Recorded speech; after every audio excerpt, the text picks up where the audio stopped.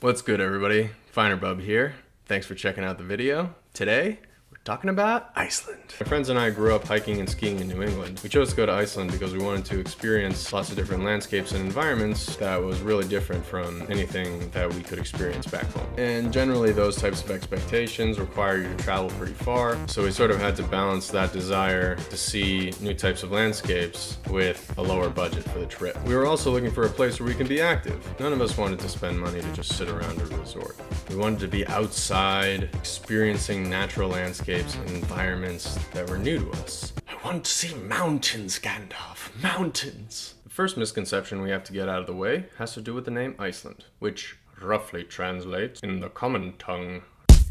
Now, this fiasco of a marketing scheme immediately deters anyone with any fear of cold weather from even considering Iceland as a viable place to go on vacation. I learned that in like the 14th century, Iceland had totally different climate, and presumably with all of the melting that's going on with the Greenland glaciers, it's mixing with the Gulf Stream, and that's going to create weather that's going to make Iceland more icy again. Apparently, the guy who came up with the name for Greenland did it to get people to move there because he thought that if he described it as it was, people wouldn't want to come there. I'll leave a link down below to where I read about that. Either way, despite the North Atlantic winds, the glaciers, and the name, Iceland is actually a very green place. Okay, kids, time for a science lesson. FinerBub, the science bub. FinerBub, science. FinerBub is not certified in anything science related and actually did pretty poorly in almost every science class he has taken. However, he does watch a lot of TV shows like Nova and Planet Earth, which are legit AF. Batteries not included, see SOAR for details. Boop! Point number one. Okay, so most of what makes Iceland such a beautiful place has to do with its location. Iceland is a volcanic island that sits smack on the crack between the tectonic plates that are home to Europe and North America. What did you just say? Smack on the crack. Smack on the crack. Smack on the crack. Smack on the crack. Smack on the crack between the two tectonic plates that are home to Europe and North America. That never happened. Point number two. Boop. Iceland gets a ton of rain. So because Iceland is so far north, the summer doesn't really last long enough or get hot enough to melt all the snow that fell down in the winter, at least until recently. Hashtag climate change. But yeah, for centuries, maybe longer, it would snow all winter long, and then in the summer, the sun would melt some of that snow, but not all of it, and then it would snow again the next winter. And then it would be like another pile, and then melt a little bit, and then another pile, and then melt a little bit. Every year, the snow piled up more and more and more and more and more and more and more and more and more and more and more and more and more and more and more.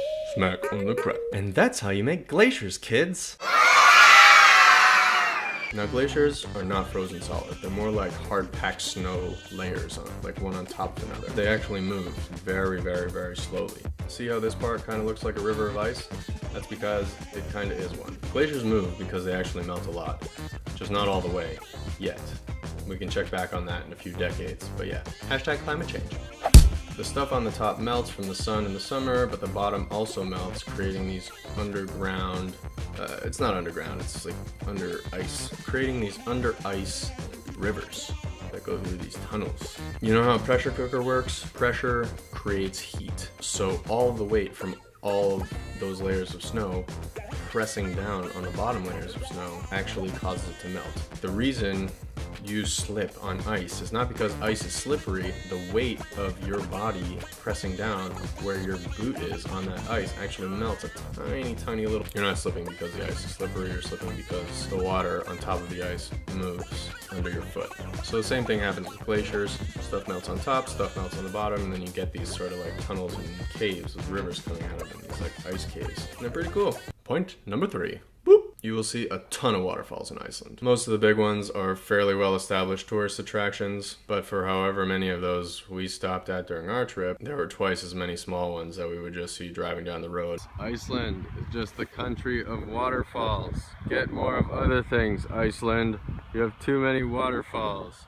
Going there, you got like 20 more back that way. Because of all the seismic activity triggered by moving tectonic plates and things like that, once in a while the island just decides to rise up out of the water or crack in half or something, creating all these cliffs and gullies and crazy looking rock formations, and then the rivers from the glaciers and the rain and everything.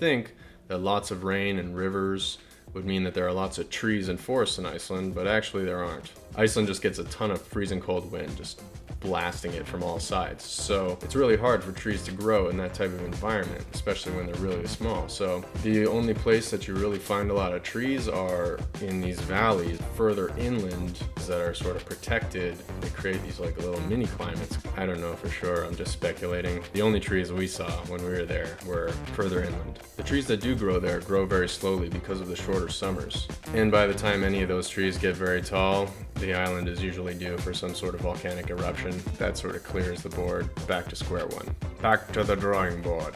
Even though it's hard for larger trees to grow along the coastline, there's still a ton of life. It just comes in the form of lots of different grasses and mosses and smaller bushes and things like that. And what's cool about that's kind of different from the northeastern United States, is that you get these crazy views. In New England, a lot of the times you're in thick trees, so you can't see very far unless you get to some sort of outcropping of a rock, or you get to the peak that you're trying to reach. But in Iceland, what's cool is that you can just see for miles and miles. I can see for miles and miles and miles and miles. So, why would anyone want to go to Iceland?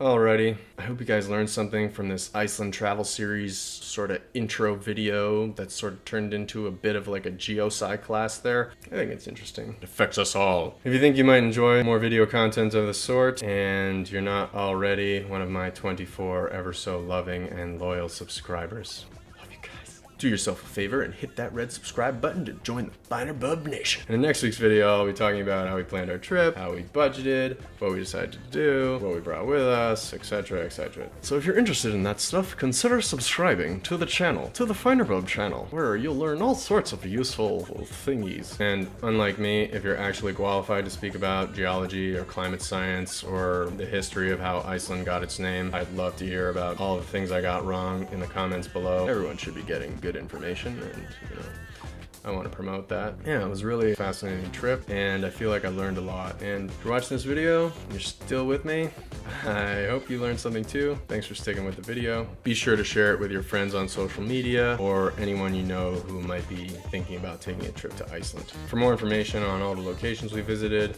and all the gear we brought with us, be sure to check out the full article at finerbub.com/Iceland. Alrighty, my people, once again, thank you so much for watching this video. Really do appreciate it. If you're planning your next trip, don't let the small details stress you out. Remember, life's an adventure, so relax, breathe in the outdoors, and don't forget to appreciate the finer things in life. See you out there, people. Peace.